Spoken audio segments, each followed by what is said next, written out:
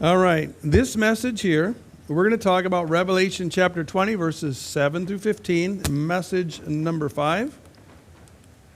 And in this, we're going to especially focus on Satan's final rebellion, the Gog and Magog reference. Oops, I got Satan's final rebellion in there twice. That's what happens when you're doing slides at 1 o'clock in the morning. Satan's little season theory, the great white throne, and death and Hades. So let's start with the first two verses. When the 1,000 years are expired, Satan shall be loosed out of his prison and shall go out to deceive the nations which are in the four quarters of the earth, Gog and Magog, to gather them together to battle, the number of whom is as the sand of the sea. And they went up on the breadth of the earth and compassed the camp of the saints about in the beloved city, and fire came down from God out of heaven and devoured them. Now, we read here that Satan's going to be loosed. There's a purpose for this loosing. It's to deceive the nations. Again, we're back to this whole literal thing. I take this exactly literal. He was literally bound and literally cast into a prison in the abyss. He's literally loosed, and he's let free for a literal little season.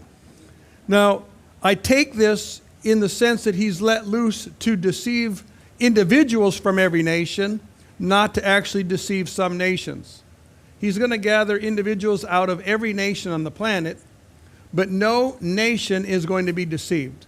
What we have to understand in this context is when Satan is let loose, this isn't the tribulation 2.0. This isn't this age 2.0. The Lord Jesus will still be on the throne. He will absolutely dominate the entire world. He will not lose control over a single country. He's not going to lose control over a single state of any country. He's not going to lose control over a single city in any state in the entire planet. The saints will still be in absolute charge of the whole world. This is just gathering all the malcontents, and they gather to Jerusalem. Now, they're going to gather for a battle, but this is going to end up being not a battle at all. This is just a glorified version of Occupy Wall Street with a bunch of malcontents who have no idea what they're talking about, throwing a hissy fit protest. That's all this is. And that's going to be destroyed by fire that comes down from heaven. Now, God has a purpose in this. Why does he allow Satan to be let loose one more time? Well, just like he allowed the iniquity of the Antichrist to sift and divide the whole world in the tribulation, he's going to do the same thing here. We come to the end of the millennium. There's going to be some unbelievers on the planet. And he's going to bring out the delusion one more time. We don't know what form it's going to take because it doesn't tell us, just that he's going to bring a delusion, and he's going to sift the world again. And this is going to sift out just perfectly. Not one believer is going to accidentally end up in his camp, and not one person that's unsaved is going to stay out of his camp. God's got this nailed to a science. This is the same thing as the mark of the beast versus the seal of God. Now, one other thing, and you've probably heard this taught before, I think it's worthy of note, that every great age division in the dispensations of salvation ends with an apostasy, a rebellion, and a judgment. This is exactly what we see here. It's going to end with an apostasy that gathers all the unbelievers. They gather against Jerusalem, and they end up with a judgment. Now, what's nice about this, because these don't take over any portion of the earth, they're not allowed to defile any part of the earth. The fire that comes only takes care of this group of defiled people. That fire that comes down from heaven doesn't have to destroy the whole earth, because the Lord's kingdom has covered the whole earth, and it doesn't cease to cover the whole earth. Now, it says a little season. I don't know if this is 5 years or 50 years. If any of you figure that out, shoot me an email. But it's going to be short. That's all we know. It's not going to take long for this thing to go haywire in a hurry. From the time the Antichrist is loosed until the second coming, it only takes 7 years for that great defilement and that great delusion to do his thing. And Now, we read in Revelation 12:12 that during the middle of the tribulation, when Satan's cast out of heaven, he comes down to earth having great wrath. He knows his time is short. Can you imagine how angry he's going to be at the end of the millennium when he's already spent 1,000 years in prison and he gets let loose and he knows he's only got a short season? I think he's going to be the maddest that any individual in eternity has ever been mad. Now, and I did mention this, I'll touch on it one more point, that this rebellion, it's not actually dividing the world like the world is divided now, where the world's controlled largely by the powers of darkness. This is just a protest that gathers against Jerusalem. They don't conquer anything except a bunch of the hearts of malcontents. So the evidence for a mere protest, you look at the nature of the kingdom. How do we know that this didn't take over any part of the world? Well, because the Bible plainly tells us the nature of the kingdom. Daniel 2:44, the Lord's kingdom is a kingdom which shall never be destroyed. Daniel 2:44, a kingdom which shall stand forever. Daniel 7:14, his dominion is an everlasting dominion. Daniel 7:18, the saints shall possess the kingdom forever. So they never lose their hold on the kingdom at all, not one city. Micah 4:7, the Lord shall reign in Mount Zion forever. So the kingdom is not loosened anywhere on the planet. Just gather malcontents. I'm going to read a couple of these passages. 7:18 says, the saints of the Most High shall take the kingdom and possess the kingdom forever, even forever and forever. You can't get any more emphatic than that. It's for eternity. Once the second coming establishes the kingdom, it's handed over to the saints. Those saints shall stay unchallenged, unthreatened for all of eternity. For the ages of the ages.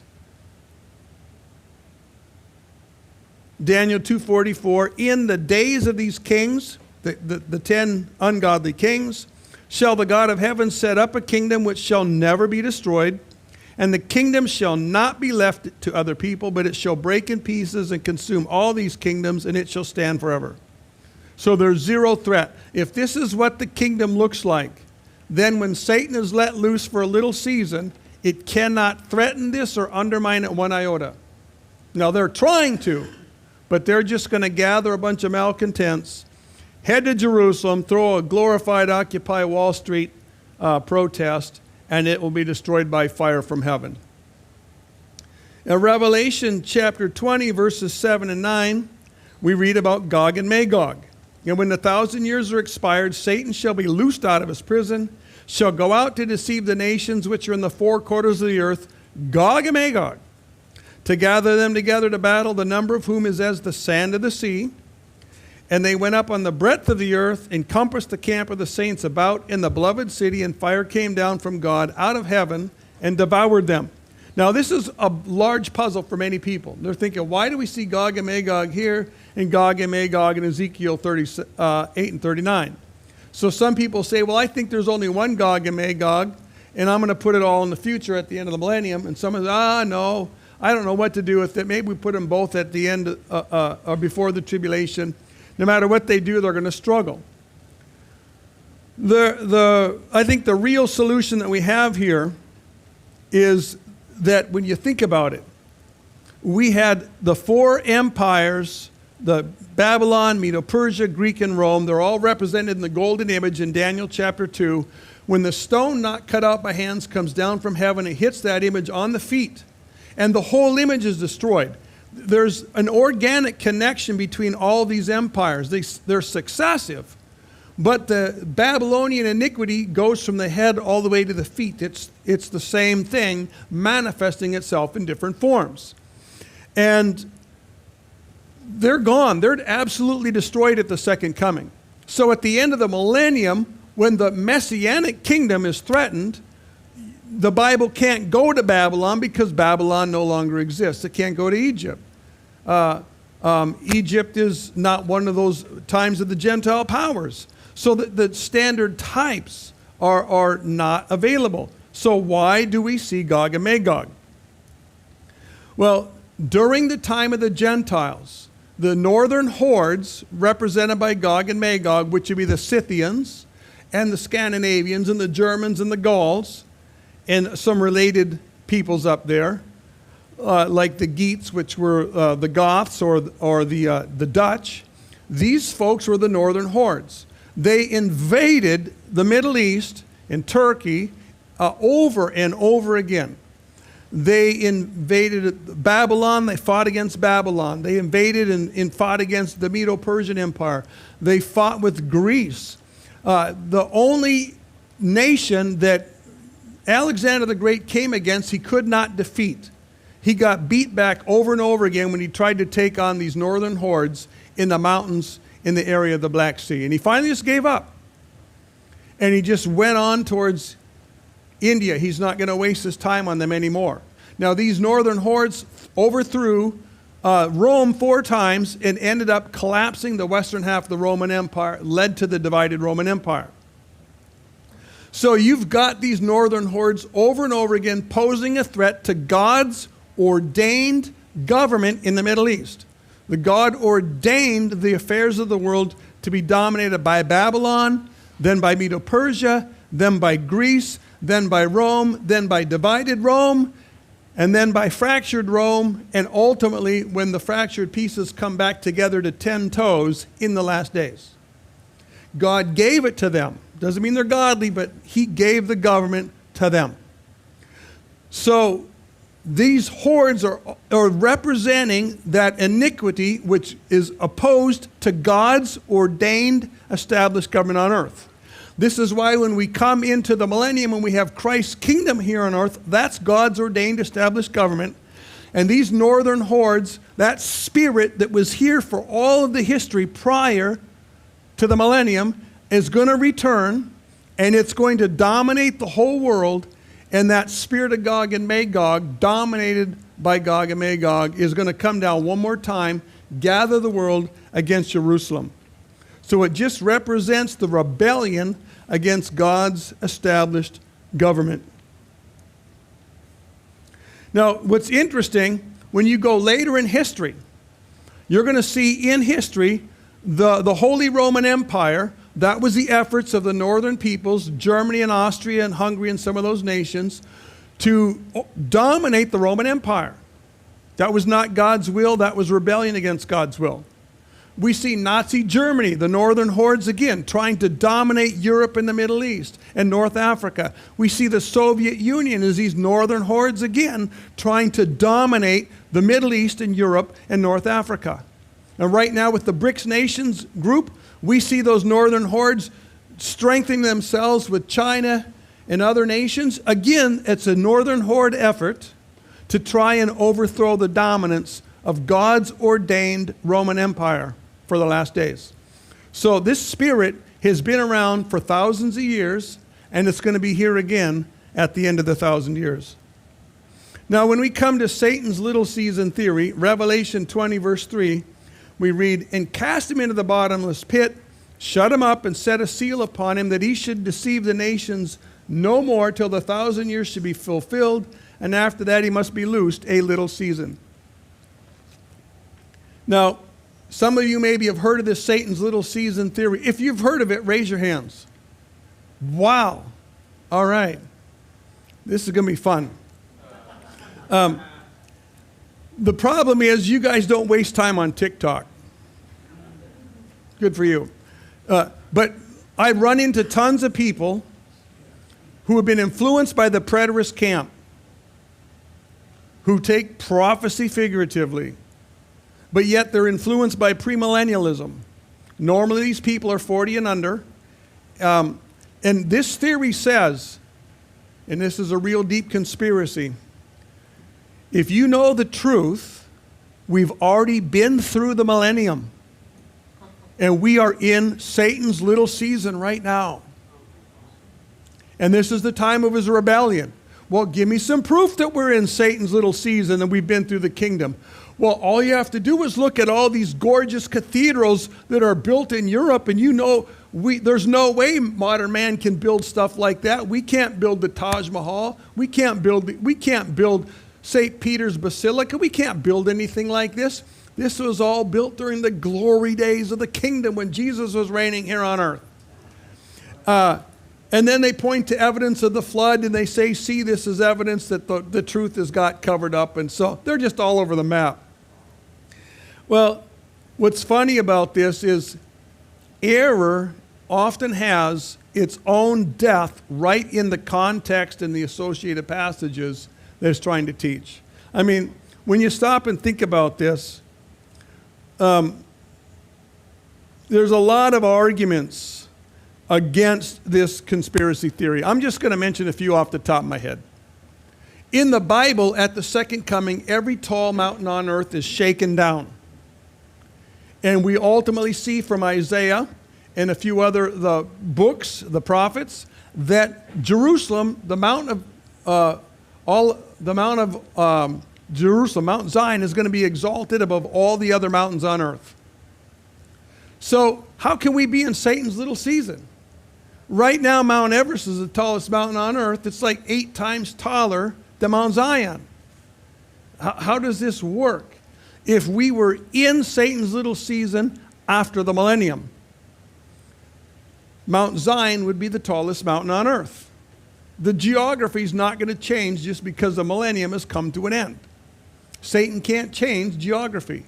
And there's a whole bunch of arguments like this. Another one is that there's no more sea in the millennium. Now, whether you take that absolutely or relatively, it's certainly not fulfilled now. We got the massive Atlantic Ocean, the even more massive Pacific Ocean, a massive Indian Ocean.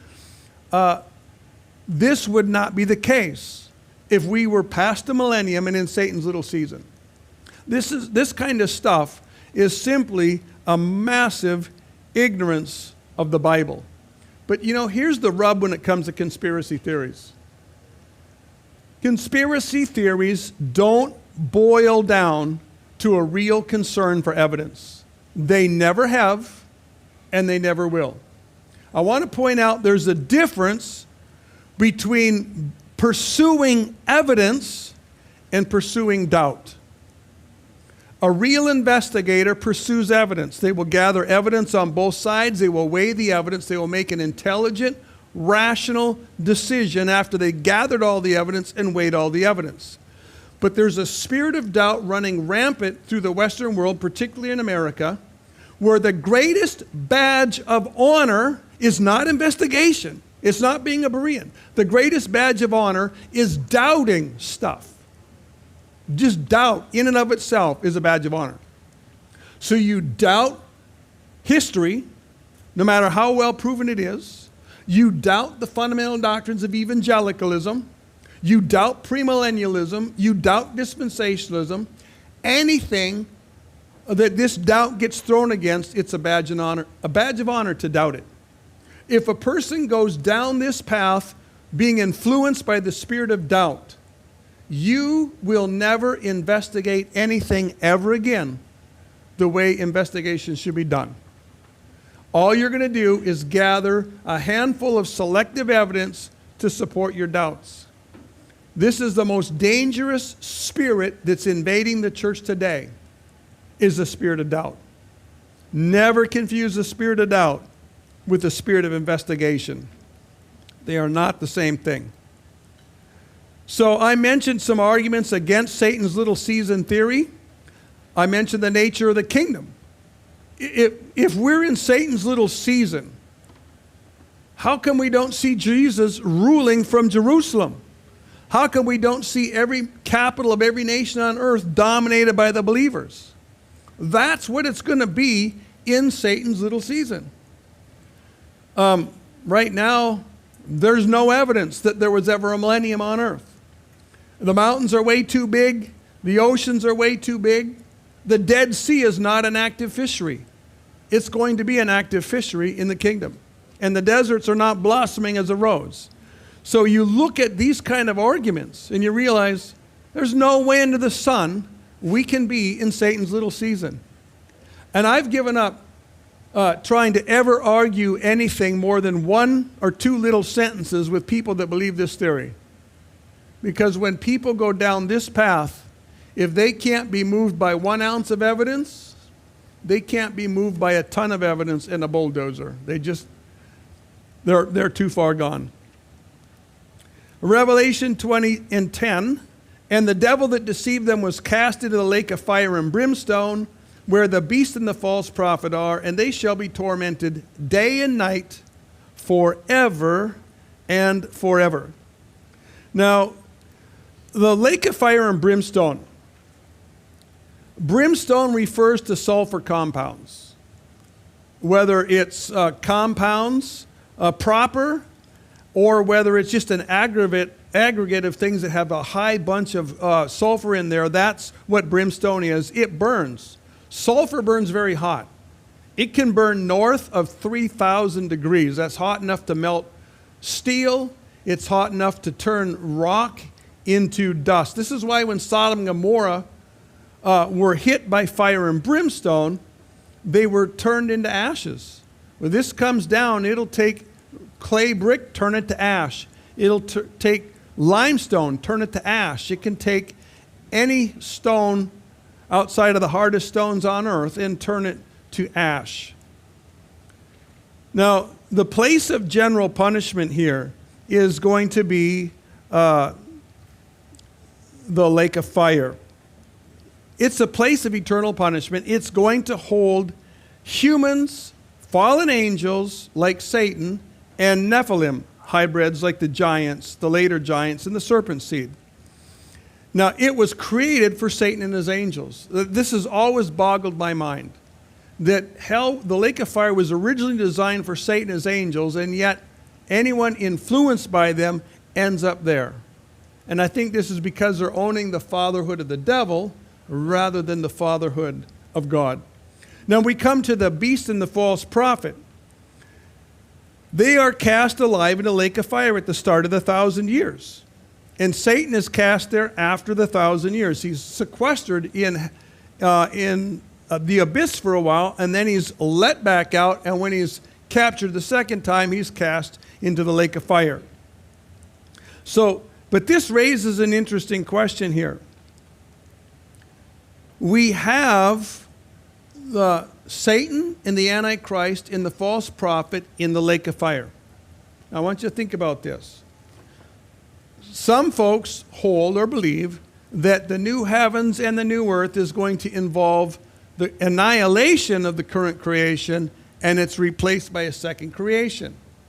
And the number one argument they use for this, when you question on why they do that, well, they're going to point to Revelation 21:1, which states the fact that there's going to be a new earth and a new heavens. And then they say, the heavens have to be destroyed, and the earth has to be destroyed. They're so defiled, they have to be destroyed. But I think to myself, wait a minute. Why would the innocent creation, which has been polluted by the angels and man, why would innocent creation have to be destroyed and cease to exist? The actual perps, the perpetrators, they don't cease to exist. There's no annihilation there. They're cast into the lake of fire and sequestered for eternity. That's just some food for thought.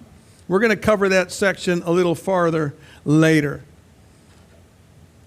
Now, they're tormented day and night forever in the lake of fire.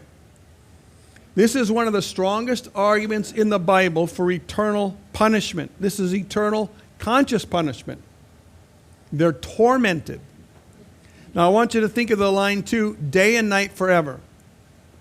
Not only is this an evidence for eternal punishment, again, it's one of these clues that come up over and over again in the book of Revelation, that there is time in eternity. That day and night, for ages of the ages, they're going to be punished. The sun's going to rise, the sun's going to set for all of eternity. And for all of eternity, night and day, these evil beasts are going to be punished. Now, here's another interesting thing. you consider that this is stating the eternal punishment of God in as strong a language as you could state it. You can't be any more clear that there is eternal punishment. Tormented day and night forever and ever. And yet people deny eternal punishment. Whole denominations deny it. When you deny something this clearly stated in the Bible, this is tantamount to denying the authority of Scripture. And it's a denial that the Almighty God wrote the Bible. You're basically writing your own Bible and inventing your own God. This is idolatry, every bit as iniquitous as any idolatry in the history of the world. This is intellectual idolatry. It's sophisticated idolatry. But it is idolatry.